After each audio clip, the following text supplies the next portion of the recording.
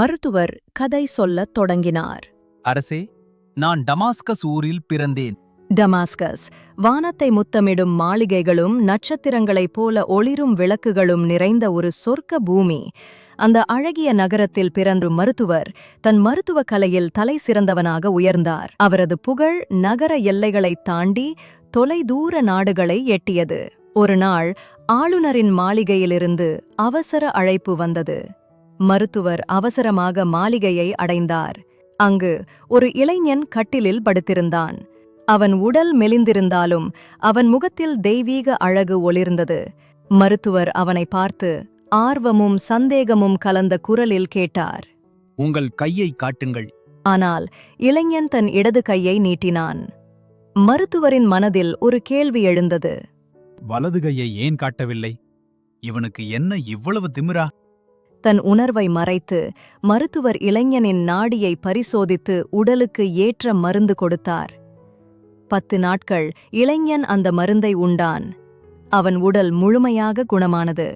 ஆளுநர் மகிழ்ச்சியில் திளைத்து மருத்துவருக்கு பட்டாடைகள் அணிவித்து புகழ்ந்து பேசினார். மருத்துவர் இளைஞனை நீராட அழைத்துச் சென்றார். இளைஞன் ஆடைகளை கழற்றியபோது மருத்துவரின் இதயம் ஒரு கணம் நின்று போனது. இளைஞனின் வலது கை துண்டிக்கப்பட்டிருந்தது. அவன் உடலெங்கும் சவுக்கடியின் தழும்புகள் ஆழமாக பதிந்திருந்தன. இப்படி ஒரு அழகிய இளைஞனுக்கு என்ன நடந்திருக்கும்? இவனை இந்த நிலைக்கு ஆளாக்கியது எது? மருத்துவரின் மனம் கேள்விகளால் தவித்தது. தயக்கத்துடன் அவர் இளைஞனிடம் கேட்டார், உங்களுக்கு விருப்பம் இருந்தால் உங்கள் கைக்கு என்ன ஆயிற்று என்று சொல்ல முடியுமா? இளைஞன் மெல்ல பேசத் தொடங்கினான். அவனது குரல் உணர்ச்சிகளால் நடுங்கியது. அவனது கதை மருத்துவரை மட்டுமல்ல, நம்மையும் ஆச்சரியத்தில் ஆழ்த்தப் போகிறது. மருத்துவரே, மோசஸ் நகரத்தில் செல்வம் நிறைந்த குடும்பத்தில் பிறந்தவன் நான். என் தந்தையாருக்கு 9 தம்பிகள். அவர்கள் அனைவருக்கும் திருமணமாகியிருந்தது. ஆனால் யாருக்கும் குழந்தை இல்லை. மொத்த குடும்பத்திற்கும் நான் மட்டுமே ஒரே வாரிசு. இளைஞனின் குடும்பம் அவனை இளவரசனைப் போல அன்புடன் வளர்த்தது. அவனும் இளமையின் உச்சத்தில் ஒரு கனவு உலகில் வாழ்ந்தான். ஒரு நாள் தன் தந்தையர்கள் 10 பேருடன் மசூதிக்குச் சென்றான். தொழுதையை முடித்து வெளியே வந்தபோது அவர்களின் நண்பர்கள் சிலர் கடல் பயணத்தை பற்றி உற்சாகமாக பேசினர். ஒருவர் உணர்ச்சி பொங்க கூறிய வார்த்தைகள் இளைஞனின் மனதை கெய்ரோவை நோக்கி பறக்க வைத்தன. செல்வம் நிறைஞ்ச கண்ணை கவரும் கெய்ரோ நகரத்தையும் அழகு மிகுந்த நைல் நதியையும் ஒருமுறையாவது காண வேண்டும். அவற்றை காணாமல் வாழ்ந்தால் அது வாழ்க்கையா? இதை கேட்ட இளைஞனின் மனம் கெய்ரோவை நோக்கி பறந்தது. எப்படியாவது எகிப்து செல்ல வேண்டும் என்று தீர்மானித்தான். சில மாதங்களில் அவனது 9 சித்தப்பாக்களும் வணிகத்திற்காக வெளிநாடு புறப்பட்டனர். இளைஞன் தன் அப்பாவிடம் கெஞ்சினான், நானும் அவர்களுடன் போகிறேன். முதலில் அவன் அப்பா மறுத்தார். ஆனால் இளைஞன் மீண்டும் மீண்டும் வற்புறுத்தினான். அவனது சித்தப்பாக்கள், அவன் எங்கள் மகன், நாங்கள் பார்த்து கொள்ள மாட்டோமா, கவலைப்படாமல் அனுப்புங்கள், உறுதியளித்தனர். வேறு வழியின்றி அவன் அப்பாவும் ஒப்புக்கொண்டார். நிறைய ஒட்டகங்களில் வணிகப் பொருட்களை ஏற்றி அவர்கள் பயணித்தனர். பல நாட்கள் கழித்து டமாஸ்கஸ் நகரத்தை அடைந்தனர். அந்த நகரத்தின் அழகு இளைஞனை மயக்கியது. மாளிகைகள் வானத்தை தொட்டன, விளக்குகள் நட்சத்திரங்களைப் போல ஒளிர்ந்தன. இது ஒரு சொர்க்க பூமி என்று அவன் மனம் மகிழ்ந்தது. அவன் சித்தப்பாக்கள் பொருட்களை நல்ல விலைக்கு விற்று புதிய பொருட்கள் வாங்கி எகிப்து நோக்கி புறப்பட தயாரானார்கள். ஆனால் இளைஞனுக்கு டமாஸ்கஸின் மீது ஒரு பைத்தியம் பிடித்தது. அவன் அந்த நகரத்தின் அழகை முழுமையாக அனுபவிக்க விரும்பினான். அவன் தன் சித்தப்பாக்களிடம், நீங்கள் கெய்ரோ சென்று திரும்பி வரும் வரை நான் இங்கே தங்குகிறேன். நீங்கள் திரும்பியதும் உங்களுடன் சேர்ந்து கொள்கிறேன். நீ சொல்வது நல்ல யோசனை. நீண்ட பயணம் உன் உடலுக்கு ஒவ்வாது. இங்கேயே இரு என்று சொல்லி சித்தப்பாக்கள் ஒப்புக்கொண்டனர். அவர்கள் புறப்பட்டனர். இளைஞனிடம் ஏராளமான பணம் இருந்தது. அவன் ஒரு பிரம்மாண்ட மாளிகையை வாடகைக்கு எடுத்தான். குடித்து கும்மாளமிட்டு மகிழ்ச்சியில் திளைத்தான். பணம் தண்ணீரைப் போல செலவானது. ஆனால் அவன் அதை பற்றி கவலைப்படவில்லை. ஒரு மாலை மாளிகையின் வாசலில் நின்று வீதியை பார்த்து கொண்டிருந்தான். அப்போது ஒரு பேரழகி தோன்றினாள். விலை உயர்ந்த ஆடைகளில் தேவதையைப் போல ஒளிர்ந்தாள். அவள் இளைஞனை பார்த்து தயங்கி நின்றாள். அவளது அழகில் மயங்கிய இளைஞன் பணிவுடன் வேண்டினான், இந்த அடிமையின் வீட்டிற்கு வருகை தந்து சிறப்பிக்க வேண்டும். அவள் உள்ளே வந்தாள். இளைஞன் அவளுக்கு ஒரு பிரம்மாண்ட விருந்து பரிமாறினான். இருவரும் சிரித்து பேசி மகிழ்ச்சியுடன் விருந்து உண்டனர். இளைஞன் மனதை இழந்து அவளிடம், இன்றிரவு இங்கே தங்கினால் இந்த அடிமைக்கு பெரும்பேறாக இருக்கும். அவள் ஒப்புக்கொண்டாள்.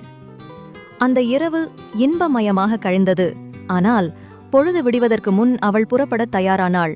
இளைஞன் தன் அன்பளிப்பாக 10 தினார்களை அவளிடம் கொடுத்தான். ஆனால் அவள் மறுத்து ஒரு விசித்திரமான வாக்குறுதி கேட்டாள். அன்பே, 3 நாட்களில் மீண்டும் வருவேன். அப்போதும் இதேபோல் விருந்து வைக்க வேண்டும். செலவை நானே ஏற்பேன். இதற்கு ஒப்புக்கொண்டால் வருவேன். இளைஞன் மறுத்தும் அவள் 10 தினார்களை அவன் கையில் திணித்துவிட்டு சென்றாள். 3 நாட்கள் கழித்து அவள் திரும்பி வந்தாள். இப்போது முன்பை விட விலையுயர்ந்த ஆடைகளில் அழகு தேவதையைப் போல ஒளிர்ந்தாள். அன்றும் இருவரும் மகிழ்ச்சியாக இரவை கழித்தனர். அவள் கொஞ்சும் குரலில் இளைஞனை பார்த்து, அன்பே, நான் அழகியா? இளைஞன் அவளது அழகில் மயங்கி உணர்ச்சி பொங்க பதிலளித்தான். கடவுளால் படைக்கப்பட்ட பெண்களிலேயே நீதான் பேரழகி. உனக்கு இணையான அழகி வேறு யாரும் இருக்க முடியாது. அவள் சிரித்தாள். ஆனால் அவளது அடுத்த வார்த்தைகள் இளைஞனை ஆச்சரியத்தில் ஆழ்த்தின். நாளை வரும்போது என் தங்கையையும் அழைத்து வருகிறேன். அவள் என்னை விட அழகி. அவளை பார்த்ததும் உங்கள் கருத்தை மாற்றிக்கொள்வீர்கள். அவள் புறப்பட்டு சென்றாள். மறுநாள் மாலை அவள் தன் தங்கையுடன் வந்தாள். அவள் சொன்னது உண்மையாகவே இருந்தது. தங்கை ஒரு மாய உலகத்திலிருந்து இறங்கி வந்தவள் போல அவளை விட அழகாக ஒளிர்ந்தாள். இளைஞன் வாசலில் நின்று அவர்களை வரவேற்றான். விருந்து ஏற்பாடுகளை சிறப்பாகச் செய்தான். ஆனால் அவன் கவனம் முழுவதும் தங்கையின் மீதே இருந்தது. அவளை ஆசையுடன் கவனித்து முத்தமிட்டான். இதை பார்த்த முதல் பெண்ணின் மனதில் பொறாமை தோன்றியது. ஆனால் அவள் அதை வெளியே காட்டவில்லை. அன்பாக நடித்தவள் சிரித்தபடி இளைஞனிடம் கேட்டாள், என்னை விட என் தங்கை அழகி என்றேனே. இப்போது சொல்லுங்கள், நான் சொன்னது உண்மைதானே? இளைஞன் அவளது உள்ள குமுறலை அறியாத முட்டாளாக உண்மையை ஒப்புக்கொண்டான். அன்பே, உன் தங்கை உன்னை விட பேரழகி. அவள் புன்னகைத்தாள். ஆனால் அவளது அடுத்த வார்த்தைகள் இளைஞனை ஆனந்தத்தில் ஆழ்த்தின. இன்றிரவு அவளுடன் மகிழ்ந்திருங்கள். அதற்காகவே அவளை அழைத்து வந்தேன். அந்த இரவு இளைஞன் தங்கையுடன் இன்பமயமாக கழித்தான். பொழுது விடிய சிறிது நேரமே இருந்தது. இளைஞன் தன் கை ஈரமாக இருப்பதை உணர்ந்து அதிர்ச்சியில் விழித்தான். கையை பார்த்தான். இரத்தம். அவன் மனம் நடுங்கியது. அருகே படுத்திருந்தவளை எழுப்ப முயன்றான். ஆனால் அவள் எழவில்லை. அவள் கழுத்து அறுக்கப்பட்டு இறந்து கிடந்தாள். பொறாமையால் அவன் காதலி தன் தங்கையை கொன்றுவிட்டாள் என்ற உண்மை அவனை உறைய வைத்தது. அவன் மனதில் ஒரு பயங்கர எண்ணம் எழுந்தது. இது வெளியே தெரிந்தால் கொலை தண்டனைதான். உயிர் பிழைக்க வழியே இல்லை. கொலை யாருக்கும் தெரியக்கூடாது என்று முடிவெடுத்தான். தரையின் பளிங்கு கற்களை அகற்றி ஒரு பள்ளம் தோண்டினான். அவள் உடலை அதில் வைத்து மூடினான். கற்களை மீண்டும் பழையபடி அமைத்து இரத்த கரைகளை கழுவித் துடைத்தான். இங்கே இருப்பது ஆபத்து என்று உணர்ந்து மாளிகையின் உரிமையாளரிடம் சென்றான். வாடகை பணத்தை கொடுத்து அவன் கூறினான், நான் எகிப்து செல்கிறேன். திரும்பி வர நீண்ட காலமாகும். இந்த மாளிகையை யாருக்கும் வாடகைக்கு விடாதீர்கள். நான் திரும்பி வரும்போது தேவையான வாடகையை தருகிறேன். பின்னர் அவன் புறப்பட்டு கெய்ரோவை அடைந்து தன் சித்தப்பாக்களை சந்தித்தான். அவர்கள் அவனை பார்த்து மகிழ்ச்சியில் திளைத்தனர். இளைஞன் கூறினான், உங்களை பார்க்க வந்தேன். சித்தப்பாக்கள் அவனை எந்த குறையும் இல்லாமல் கவனித்தனர். கவலைகளை மறந்து இளைஞன் கெய்ரோவை சுற்றினான். நைல் நதியின் அழகில் மயங்கினான். 1 வருடம் கழித்து சித்தப்பாக்கள் சொந்த ஊருக்கு புறப்பட்டனர். அவர்கள் டமாஸ்கஸ் வழியாக செல்வார்கள் என்று தெரிந்தது. ஆனால் இளைஞன் டமாஸ்கஸை தவிர்க்க விரும்பினான். அவர்கள் வற்புறுத்தியும் அவன் கேட்கவில்லை. கெய்ரோவிலேயே தங்கினான். 3 ஆண்டுகளில் அவன் பணம் முழுவதும் தீர்ந்தது. வேறு வழியின்றி சொந்த ஊருக்கு புறப்பட்டான். வழியில் டமாஸ்கஸை அடைந்தான். மாளிகையின் உரிமையாளர் அவனை அன்புடன் வரவேற்று சாவியை கொடுத்தார். இளைஞன் மாளிகையை திறந்து உள்ளே நுழைந்தான். பழைய நினைவுகள் அவன் மனதை கனமாக்கின. களைப்பில் படுக்கலாம் என்று தலையணையை எடுத்தான். அங்கே ஒரு வைர மாலை பளபளத்தது. கொலை செய்யப்பட்ட பெண்ணின் மாலை என்பது புரிந்தது. இதை விற்றால் பணச்சிக்கலிலிருந்து விடுபடலாம் என்று அவன் மனம் கற்பனை செய்தது. மாலையை எடுத்து கடை தெருவிற்குச் சென்று ஒரு தரகரிடம் கொடுத்தான். இதை 100 தினாருக்காவது விற்றுத்தாருங்கள். ஆனால் அவன் கெட்ட நேரம். தரகர் அவனை தலைமை தரகரிடம் அழைத்துச் சென்றார். தலைமை தரகர் மாலையை பார்த்து அதன் வைரங்கள் 1000கணக்கான தினார்கள் மதிப்பு கொண்டவை என்று உணர்ந்தார். இவன் இதை திருடியிருக்க வேண்டும் என்று நினைத்து வஞ்சகமாக நகர நீதிபதியிடம் சென்று, என் வைரமாலை திருடு போனது. இவன்தான் திருடி இருக்கிறான். அதை விற்க முயலும் போது பிடிபட்டான். இதுதான் அந்த மாலை. நீங்களே நீதி சொல்லுங்கள். நீதிபதி இளைஞனை பார்த்து, நீ இந்த மாலையை திருடினாயா? உண்மையை சொன்னால் கொலை தண்டனை கிடைக்கும் என்று பயந்த இளைஞன் தலை கவிழ்ந்து ஒப்புக்கொண்டான். நான் தான் திருடினேன். அதை கேட்ட நீதிபதி, திருட்டு குற்றத்திற்காக இவனை சவுக்காலடித்து வலது கையை துண்டியுங்கள். அந்த கொடூர தண்டனை நிறைவேறியது. வலியில் இளைஞன் மயங்கி விழுந்தான். மயக்கம் தெளிந்து மெல்ல மாளிகையை அடைந்தான். வீட்டு உரிமையாளர் அவனை பார்த்து கோபமாக, திருடனே, நீ இங்கு தங்கக்கூடாது, உடனே வெளியேறு என்றார். இளைஞன் கெஞ்சினான். 3 நாட்கள் அவகாசம் தாருங்கள், வேறு இடம் பார்த்து செல்கிறேன். உரிமையாளர் ஒப்புக்கொண்டார். மாளிகைக்குள் சென்ற இளைஞன் தரையில் விழுந்து புரண்டு அழுதான். ஐயோ, இந்த நிலையில் மோசஸ் நகரம் எப்படி செல்வேன்? அப்பாவையும் சித்தப்பாக்களையும் எப்படி சந்திப்பேன்? குற்றமே செய்யவில்லை என்றால் யார் நம்புவாங்க? 2 நாட்கள் கழித்து திடீரென வீரர்கள் மாளிகையை சூழ்ந்தனர். தரகரும் வீட்டு உரிமையாளரும் அவர்களுடன் இருந்தனர். உரிமையாளர் இளைஞனிடம், நீதிபதி ஆளுநரிடம் மாலை திருட்டை பற்றி சொல்லியிருக்கிறார். ஆளுநர் மாலையை பார்த்து 3 ஆண்டுகளுக்கு முன் காணாமல் போன தன் மகளின் மாலை இது என்று உறுதி செய்தார். விசாரணையில் தலைமை தரகர் மாலைக்காக ஆசைப்பட்டு உன் மீது பொய்யாக குற்றம் சுமத்தியதை ஒப்புக்கொண்டார். உன்னை கைது செய்ய வீரர்கள் வந்திருக்கின்றனர். இளைஞனின் மனம் நடுங்கியது. அவன் உள்ளுக்குள் பயந்தான். உண்மை வெளிப்பட்டு விட்டது. இனி உயிர் பிழைக்க வழியில்லை. வீரர்கள் அவனை இழுத்து ஆளுநரின் முன் நிறுத்தினர். ஆளுநர் அவனை தனியறைக்கு அழைத்து அன்புடன் கேட்டார். மகனே, இந்த வைர மாலை உன் கைக்கு எப்படி வந்தது? உண்மையை சொல். ஆளுநரின் அன்பான குரலில் இளைஞன் பொய் சொல்ல மனம் வராமல் நடந்தவற்றை அப்படியே விளக்கினான். ஆளுநர் கண்ணீர் மல்க பேசத் தொடங்கினார். மகனே, நீ முதலில் சந்தித்தவள் என் மூத்த மகள். சிறு வயதிலிருந்தே அவள் தவறாக நடந்தவள். எப்போதும் ஊர் சுற்றினாள், எங்கள் பேச்சை கேட்கவில்லை. திருமண வயதில் அவளுக்கு மனம் முடித்தேன். ஆனால் சில மாதங்களில் அவள் கணவன் இறந்து விட்டான். பிறந்த வீட்டிற்கு வந்தவள் இங்கேயே தங்கி ஆடவருடன் தொடர்பு வைத்து திரிந்தாள். நான் கண்டித்தும் கேட்கவில்லை. உன்னுடன் தொடர்பு வைத்திருந்தவள் தன் தங்கையையும் உன்னிடம் அழைத்து வந்திருக்கிறாள். அன்று தங்கையுடன் சென்றவள் தனியே திரும்பினாள். தங்கை எங்கே என்று கேட்டேன்.